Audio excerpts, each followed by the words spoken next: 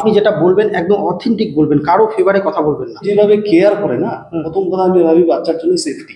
Perform করেছে স্টেজে, আপনি কি একমত? অবশ্যই একমত, আর উনি যেটা বললেন সম্পূর্ণই সঠিক বলেছেন। নমস্কার, আজকে আমরা চলে এলাম এই বৃষ্টির মধ্যেও বালুরঘাটের পুরাতন একজন নাচের শিক্ষকের কাছে। ইনি শুধু নাচ শেখান না, সঙ্গে সঙ্গে অভিনয়ও করেন। বিভিন্ন নাটক, সিনেমা, ওয়েব সিরিজ সেখানেও অভিনয় করেছেন। আমিও ওনার সঙ্গে একটা ওয়েব সিরিজে কাজও করেছি। ওনার জীবনে অনেক ঘাত প্রতিঘাত পার করে উনি কিন্তু এখনও চলছে।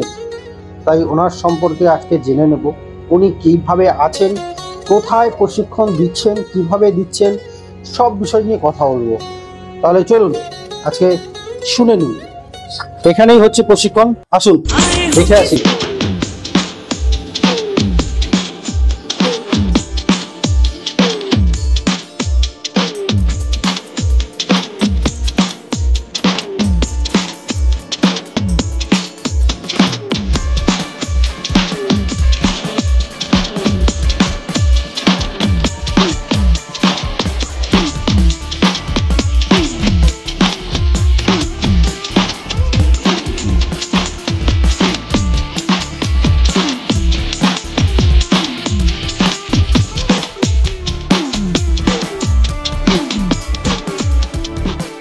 তো আমরা চলে এলাম বালুরঘাটের একজন পুরাতন নাচের শিক্ষকের কাছে। সবার আগে জেনে নিই এনারা কেমন আছে। তোমরা কেমন আছো সবাই? কেমন চলছে ট্রেনিং? আমি এতক্ষণ যার কথা বলছিলাম, এই যে সিং সাহেবদা, এই সাহেবদাকে অনেকেই আপনারা চেনেন, অনেকে আজকে আমার ভিডিও দেখে চিনবেন। এই সাহেবদা অনেক পুরাতন বালুরঘাটের একজন নাচের শিক্ষক, যারা নাচ শিখতে আসেন বাচ্চা থেকে বড় সকলকেই খুব যত্ন সহকারে বলিউড টলিউড দীর্ঘদিন ধরে নাচ শিখিয়ে আসছেন বালুরঘাটে। এবং বালুরঘাট না, শুধু বালুরঘাটের বাইরেও নাচের স্কুল আছে, প্রশিক্ষণ দেওয়া হয়। তাছাড়াও সরকারি বেসরকারি যে কোনো অনুষ্ঠানে, অনেক অনুষ্ঠান এই বাচ্চাদের দিয়ে সাহেবদা করায়। আর এই সাহেবদা শুধু নাচ নয়, নাচের সঙ্গে সঙ্গে আমি এর আগেও প্রথমে বললাম যে অভিনয়টাও করেন। নাটক, সিনেমা, ওয়েব সিরিজেও অভিনয় করেন এবং আমি নিজে সাহেবদার সঙ্গে অভিনয় করেছি একটা ওয়েব সিরিজ। আজকে এই সাহেবদার সম্পর্কে আমরা ডিটেলসে জেনে নেব। এখানে যে কচিকাচারা দেখতে পাচ্ছেন, সঙ্গে ওনাদের গার্জেনরা আছেন। সবাইকে নমস্কার। ওনারাও আছেন। এই বৃষ্টির মধ্যে, আজকে প্রচন্ড বৃষ্টি হচ্ছিল, যার জন্যই কিন্তু আসতে একটু দেরি হয়ে গেল আমার। এই বৃষ্টির মধ্যেও কিন্তু ছোট ছোট খুদেরা নাচ শিখতে চলে এসছে। আমরা আছি এখন বর্তমানে কোথায়?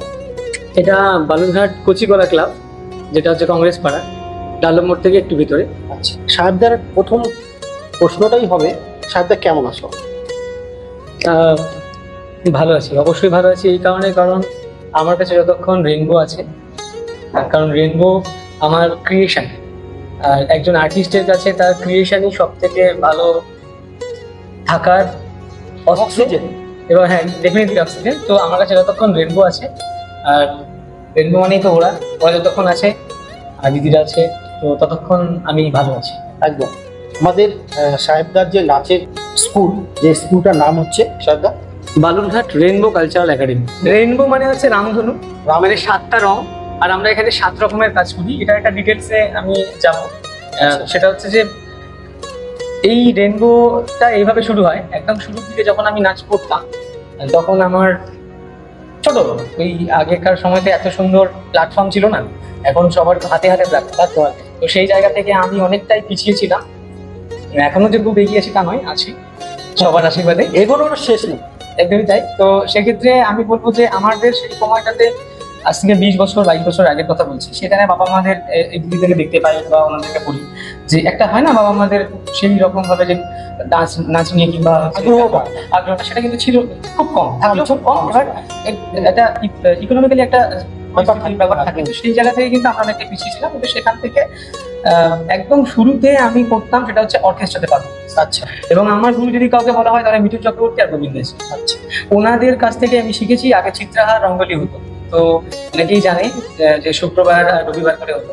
এই দুটো এপিসোড আমরা দেখতাম, ওই 1 ঘন্টা বসে থাকতাম যে কি কি নতুন আপডেট নাচ আসছে। বলিউডের যেহেতু নাচগুলোকে গানগুলোকে দেখানো হতো, আর বাংলা চলচ্চিত্রের শুক্রবার করে একটা মুভি হতো এরকম মানে গান। এই যে ভিডিওগুলো দেখতাম, নাচের ভিডিও দেখতাম, সেখান থেকে কিন্তু ইন্সপায়ার। আর সেই সময় আমি যখন বালুরঘাটে এই নাচগুলো শিখতে চাই বা মন বলছে যে শিখবো, আমি কিন্তু সেরকম কোনো টিচার পাই। এটা মোটামুটি কত সালের কথা বলছো? আমি এটা মোটামুটি 2002-3 সাল, কারণ সেই সময় সদ্য ঋত্বিক রোশন, জি, তারা 4 সালে দেব আসি। তো তার আগে থেকে একটু আমি ওই বললাম যে আমি মাইকেল জ্যাকসন ওনাকে দেখতাম কোথাও এই ভিডিওগুলোতে, এবং প্রথম ভুগি ভুগি আমার মনে আছে, ভুগি ভুগি ডান্স রিয়েলিটি শো হতো আমার, ওইখান থেকে আচ্ছা, তুমি টিভি দেখে শিখেছো মিঠুন চক্রবর্তী বা গোবিন্দাকে ফলো করেছো, ঠিক আছে, কিন্তু তোমার যে নাচের শিক্ষক লোকালে বা বাইরে কোথাও ফিজিক্যালি কোনো ট্রেনিং? সেটা বলছি, সেটা অনেক পরে 2008-9 সালের দিকে একদম এতটা সময় কিন্তু নিজে চেষ্টা করা। তখন এখানে একটা ডান্স একাডেমি ছিল, সৃষ্টি ডান্স একাডেমি, তখন নতুন হয়, আমাকে একজন খোঁজ দেয়, আমি সেখানে যাই। আর তার আগে বালুরঘাটে অনেকেই ছিল, কারণ ওই সময়টা শুধু ক্লাসিক্যাল ডান্সের মধ্যে কাত্তাক আর রবীন্দ্র নৃত্য আর কিছু ফোক, তাছাড়া কিন্তু হতো না। তুমি এই বাচ্চাদের যে শেখাও, তাহলে তুমি কোন ফর্মটা শেখাও? হ্যাঁ, আমি ওটাই বলছিলাম যে আমি তারপরে 2009-10 সালের দিকে যখন ওনাদের সাথে দেখা হলো, তাও মাত্র 46 দিন আমি নাচ শিখতে পারলাম। আচ্ছা, একদম সরাসরি। ওনার নাম হচ্ছে হরিশ বিশ্বকর্মা, উনি বর্তমানে ওনার বাড়ি, কিন্তু উনি তখন মুম্বাইতে কাজ করতে, ওই রিয়েলিটি শো যেটা হতো আর কি, ডান্স ইন্ডিয়া ডান্স। তো তার সাথে যোগাযোগ হয় আমার, ডান্স ইন্ডিয়া ডান্স, সেখানে উনি কাজ করতেন আমার স্যার। আচ্ছা, ওনাদের একটা ক্রু মেম্বার হিসেবে তার সঙ্গে কাজ শিখেছে? হ্যাঁ, উনি আমার তার কাছ থেকে শিখলাম। আমার তো 46 দিন স্যারকে পাইনি, সেই সময়কার কথা বলছি। তো তারপরে আর কি করবো, নাচের একটা ইচ্ছে ছিল, শখ ছিল, ভালো লাগা ছিল। তো শুভ্রশ্বেতা ব্যানার্জি উনি রবীন্দ্র নৃত্যের একটা চণ্ডালিকা নৃত্যনাট্য করছিলেন, তো সেখানে আমাকে ডাকেন। এবার আমাকে জিজ্ঞেস করেন তুই কি এগুলো করতে পারবি? তাই বললাম দিদি আমি তো এগুলো জানি না, যদি আমাকে শিখিয়ে দাও আমি চেষ্টা করবো। তো তখন চণ্ডালিকা নৃত্যনাট্যে আমার চুড়িওয়ালা যে ক্যারেক্টারটা ছিল, দইওয়ালা বা আরো কিছু ব্যাকগ্রাউন্ডের ক্যারেক্টার, সেগুলো আমি করি।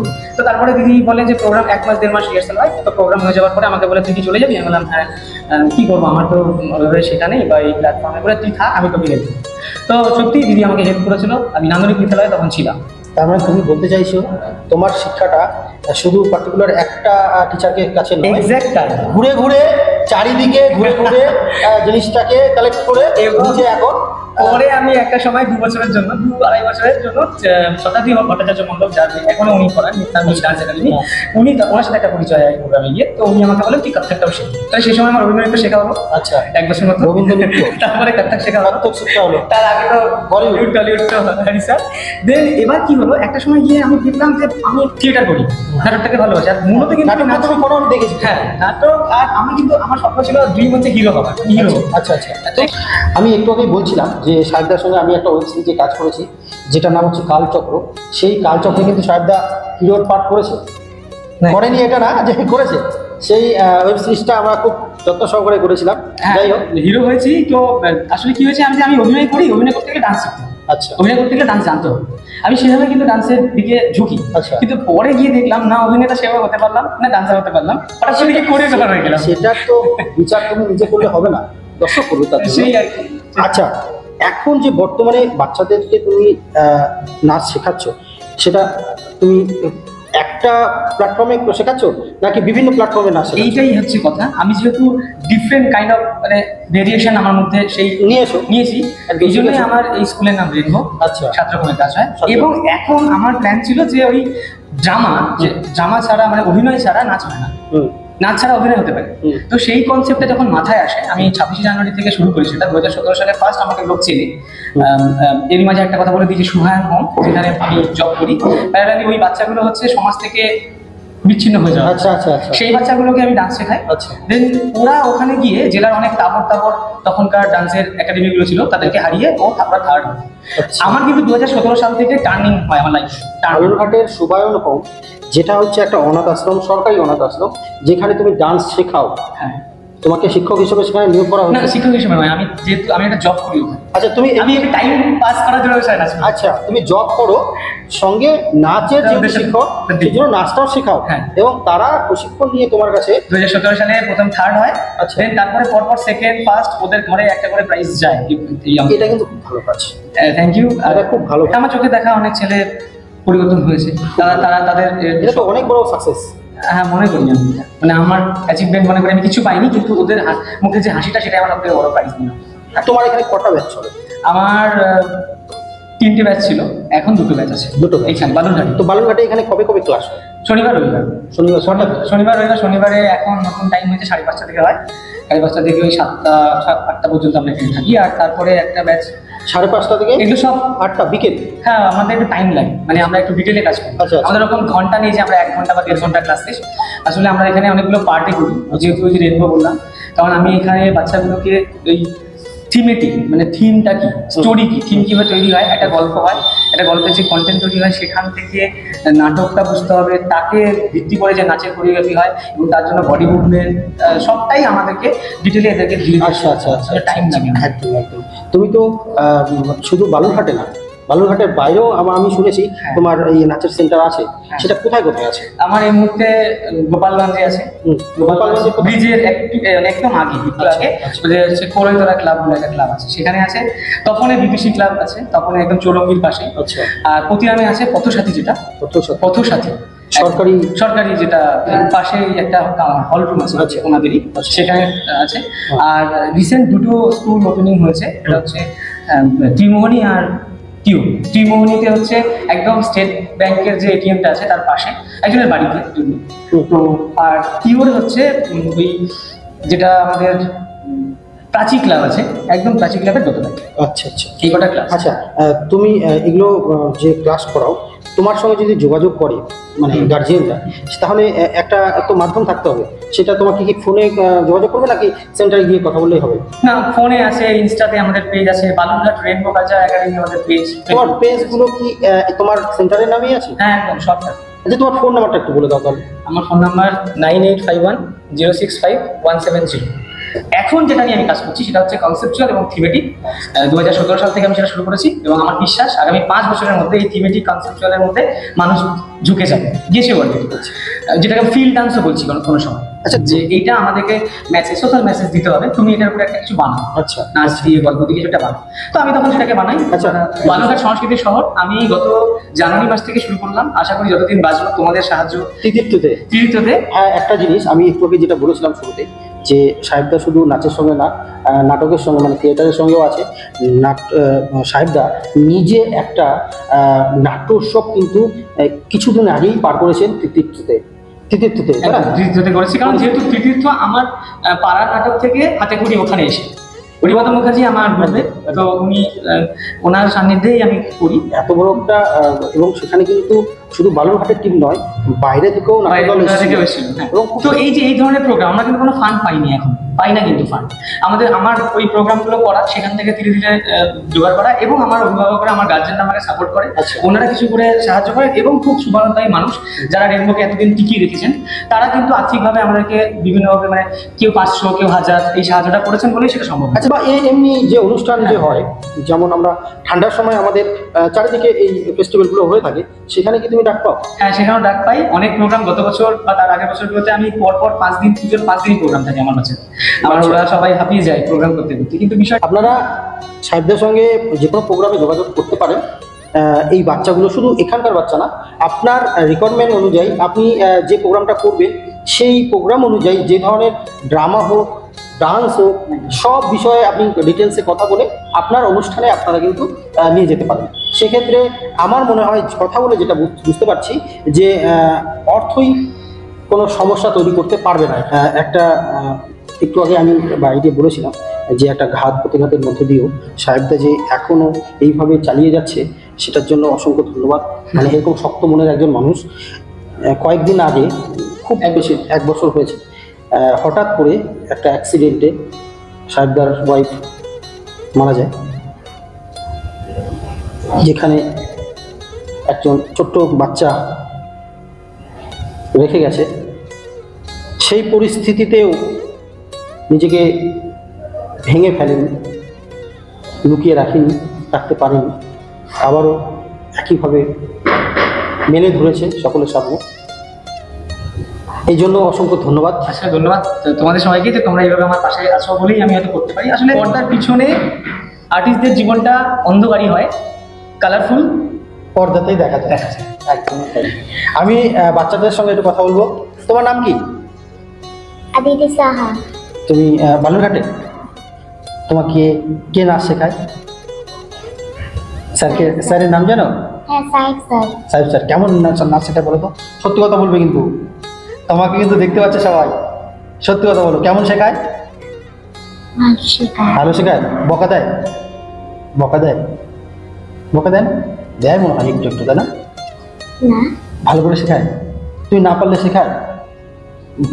আচ্ছা, তোমার এখানে ভর্তি হতে গেলে কখন তোমাকে মানে ভর্তির কি কোনো সেশন আছে? ভর্তি সিস্টেম বলতে আমাদের ওই রেজিস্ট্রেশন করতে হয় একটা। না, আমি বলছি কবে ভর্তি হয়, মানে কোনো ব্যাচের যে এই না, period আছে এরকম রাখিনি। Any time? হ্যাঁ।